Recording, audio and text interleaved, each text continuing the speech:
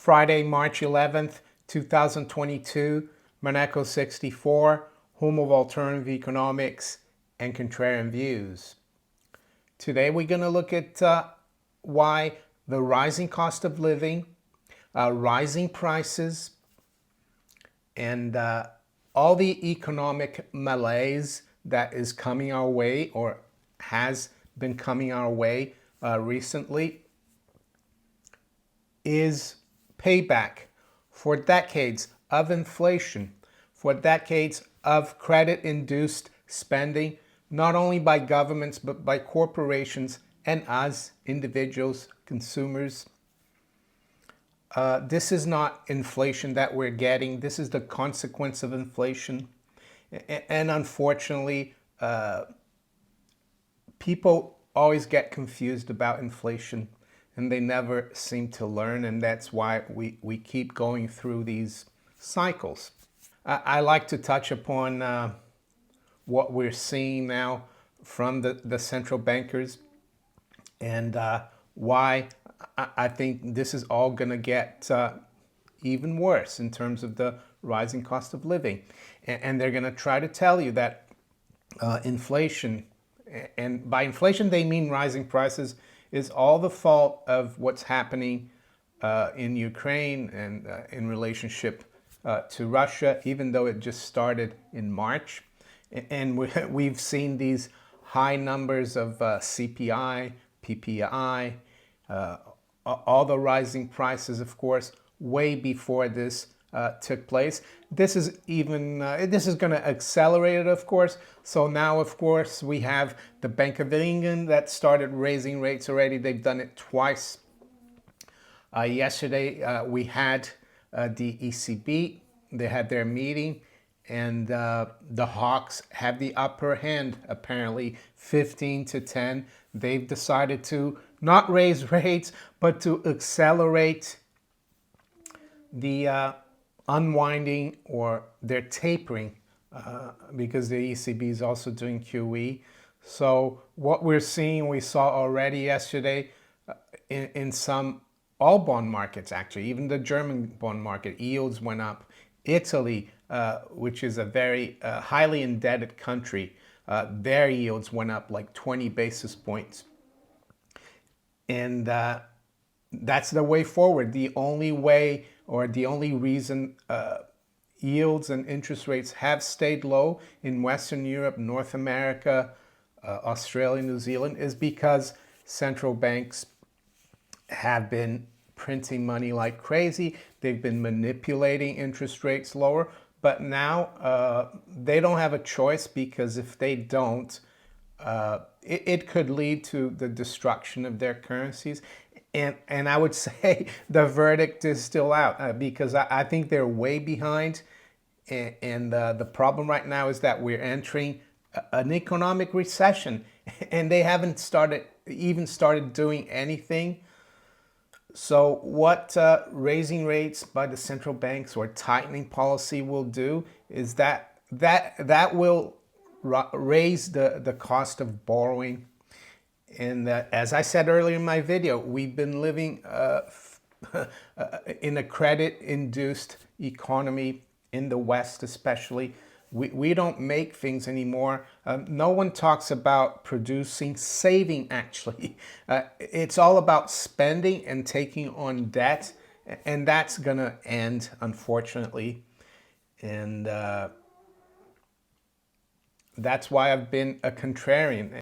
And it might seem boring, of course, to be doing something that feels like I'm a party pooper, but I remember going to the Mises Institute 20th anniversary in Auburn, Alabama in 2002. The Mises Institute, of course, is I would say, the premier institute for the teaching of the Austrian School of Economics. And my wife and I went in 2002 for the 20th anniversary. And they were talking about someone who had endowed the institute, who wasn't around anymore. And apparently he had made a statement to the effect that the thing to do is to always swim against the current. Never do what everyone's doing, and I think he's right, and that stayed in my mind and has stayed since then. And why am I saying this? Well, because what we're seeing now, if you haven't put your financial house in order, your if you haven't gotten out of as much debt as possible, you're going to have a tough time. If you haven't like put some of your savings in precious metals and even some hard assets, you're not going to do as well. It's not going to be the end of the world, but it's not going to be fun. Basically, yeah, it's the rainy day coming, and getting back to what I said first in the video, it's payback for inflation, because inflation basically is a theft. It's really doing things, buying things, or doing whatever with money that wasn't earned.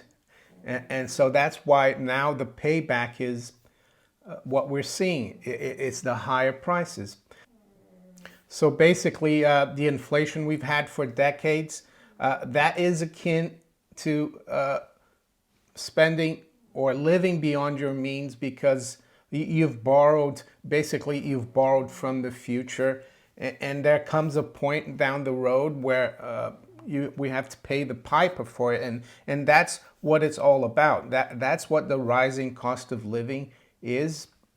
And what they call inflation is really something that's already baked in the cake, and it's got nothing to do really with Biden or Trump or Boris Johnson. It's to do with the whole political, economic, banking system, and it goes much deeper than politicians. So when you hear a politician coming out and saying that he or she is going to stop the inflation or the rising prices, ignore them, because unless they change the whole system, unless the public also, and we're to blame, not you and me specifically, but generally, the public loves inflation. They want to have a free lunch. They want to be able to buy something that they can't with cheap finance. They are also like tempted by the rising prices of houses, stocks, and they borrow because they want to get rich quick. And this is the unraveling of all that, in my opinion, and it's not going to get better. And hopefully you've been able to prepare for that. And if you haven't, I don't think it's too late, but it would have been better if you could have done it way before. But I don't think it's a bad thing to live within your means. I'm not saying you shouldn't take risks or even borrow sometimes, but you need to try to do what no one else is doing, I would say. So yeah, this is payback time. We've got the Federal Reserve next week. They're supposed to raise rates for the first time in many years. They've stopped the QE now. Yes, there is the possibility that things get really bad and they could start inflating again. But that's just going to make things worse. That's just going to increase prices. That's going to raise the cost of living even more. And one final word: don't believe what they tell you, that what we're going to see is the fault of what's happening in Russia and the Ukraine, and the fault of a certain person whose name starts with a P, right? Really, the fault of the whole thing is our fiat currency system, and the fact that we've been bailing people out, not just banks and corporations, but also individuals. Indirectly, people have been bailed out, because by bailing out the banks in '08, we saved the housing market. We've saved, I know a lot of people lost their homes, but even more would have lost their homes. And we've saved a lot of people since 2020. So that's what it's all about. So with that, let's quickly look at where the markets are this morning. It's 8:24 a.m. London time. So we've got spot gold at 1990. That's down $6. Range has been 2000 to 1980. Yesterday, I think we got above 2000. I'm not concerned. Gold and silver have done very well this year so far. And recently, they accelerated higher very quickly, and they're just taking a rest. You need to remember that the central bankers, they should have raised rates maybe 2 years ago. And then this crisis of rising cost of living and rising prices wouldn't have been happening right now. So yes, they're way behind the curve. That's what you need to remember. And what you need to remember that is people keep saying, oh, gold and silver are not going up because they're raising rates.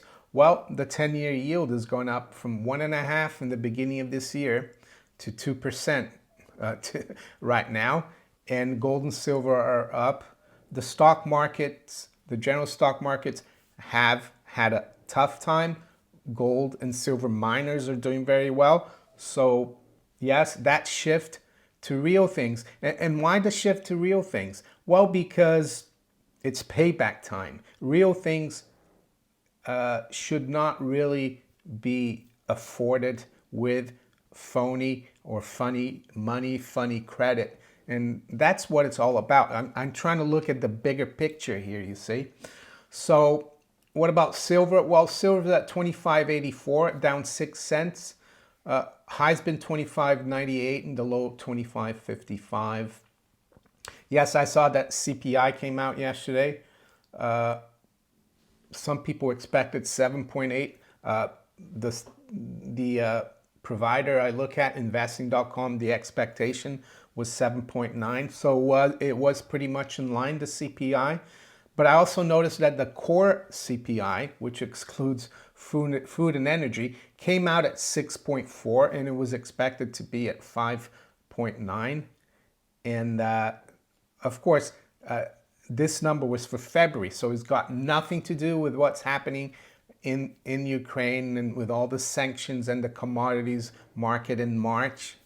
So if someone tells you that the inflation is because of what's happening in the Ukraine, well, you tell them, well, that wasn't happening back then. Anyway, the Dow right now is down 30 points, the Dow future. The NASDAQ is down 18, S&P down 4. So pretty quiet right now, the markets. The FTSE is up just under 1% at 71.44. The Euro stocks 50 are unchanged. And the German DAX is up 1/3%. To the currencies, sterling is unchanged, 130.85. One thing about sterling, yesterday, I think it was yesterday, the government in the UK froze a lot of Russian businessmen, or they call them oligarchs. They don't call Bill Gates and Jeff Bezos or Warren Buffett oligarchs, do they? And those guys are very well connected to the deep state. But when it's Russia, they're oligarchs. But anyway, they froze a lot of oligarchs' accounts in the UK, like Roman Abramovich, Oleg Deripaska. So I think it's the case of the saying from the German pastor back in the 30s. He said something like, they came after the Jews, and I said nothing. They came after the gypsies. I said nothing. They came after so and so, and I said nothing. And then they came after me, and I think that's a really bad precedent the government here has set to basically go after private property. And companies that actually are UK companies, but with businesses in Russia, they're being punished. And that's going to raise red flags for wealthy individuals from all over the world that usually invested in this country. And I think the trend for the British pound is lower because of that. And that's one of the reasons they're going to get their money out of this place. And